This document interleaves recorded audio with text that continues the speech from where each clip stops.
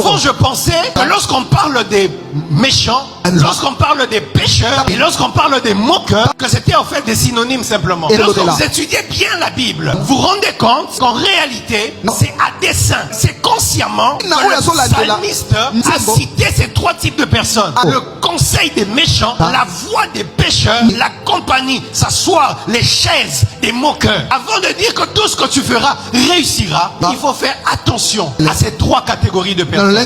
C'est qui les méchants? Français courant dit, heureux l'homme qui ne suit pas les conseils des gens sans foi ni loi. L'expression sans foi ni loi veut dire qu'une personne n'a ni croyance morale, ni respect des règles. Elle désigne quelqu'un qui agit sans scrupule, sans conscience et sans se soucier des principes religieux, éthiques ou juridiques. Et il faudrait savoir une chose, la Bible parle des méchants. La Bible ne fait pas allusion à ce à quoi toi tu penses quand tu parles des méchants. Quand la Bible parle des méchants, la Bible ne fait pas allusion au contraire de gentil. Parce que selon la Bible, le contraire de méchant, c'est juste. Lorsqu'on parle de méchant dans la Bible, on parle du contraire de l'homme juste. Genèse chapitre 18, le verset 23. Abraham s'approcha et dit, feras-tu aussi périr le juste avec le méchant? Proverbe 24, le verset 16. Car 7 fois le juste tombe et il se relève. Mais le méchant sont précipités dans le malheur. Matthieu 13, le verset 49. Il en sera de même à la fin du monde. Les anges viendront séparer qui? Les méchants d'avec les justes. Quand la Bible parle des méchants, on parle de ceux qui ne supportent pas les justes. Ils cherchent toujours à faire même du mal aux justes. Ils sont ennemis de la justice. Psaume 31, 37, le verset 12. Le méchant forme des projets contre le juste et il grince des dents contre lui. Quand la Bible parle des méchants, on parle des gens qui n'ont aucune relation avec Dieu, qui haïssent Dieu et qui haïssent les gens justes. Les méchants, ils sont encore les plus nombreux dans notre société.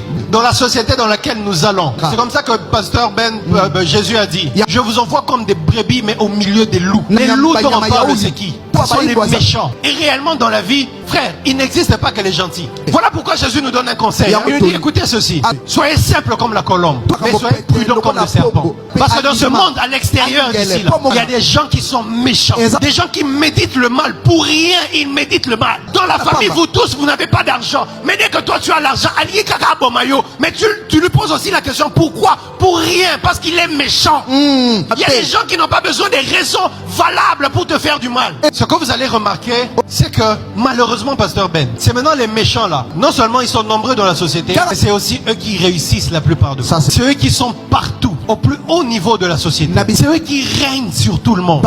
Mais ils règnent par la méchanceté. Ils règnent par l'injustice. Ils règnent par l'iniquité. Ils acceptent de détourner l'argent des veuves, l'argent des orphelins, pourvu qu'ils construisent ces immeubles. La Bible dit ils n'ont aucun scrupule. Pourquoi parfois quand vous regardez certaines histoires de détournement, vous dites, comment tu peux détourner l'argent destiné aux déplacés de guerre? Comment tu peux détourner ça?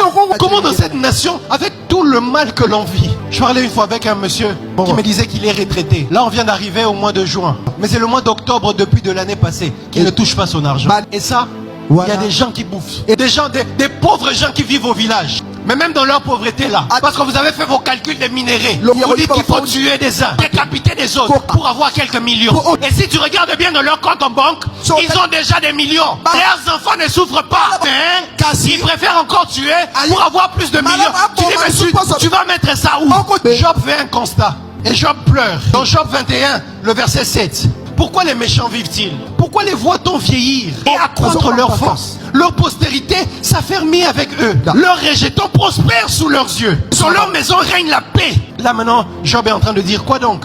Ne sont-ils pas en possession du bonheur? Mais après avoir dit ça, pasteur Ben, Job dit, c'est un peu comme une déclaration qu'il le fait. Malgré tout ce qu'il observe, Job dit une chose. Job dit, loin de moi le conseil des méchants. Malgré que c'est beau avec eux, malgré que leur vie est belle, malgré qu'ils ont beaucoup de choses, mais Job dit quand même, Mbadi, loin de moi le conseil des méchants. Parce que pasteur Ben, le conseil des méchants, c'est les voies par lesquelles les méchants atteignent leurs objectifs.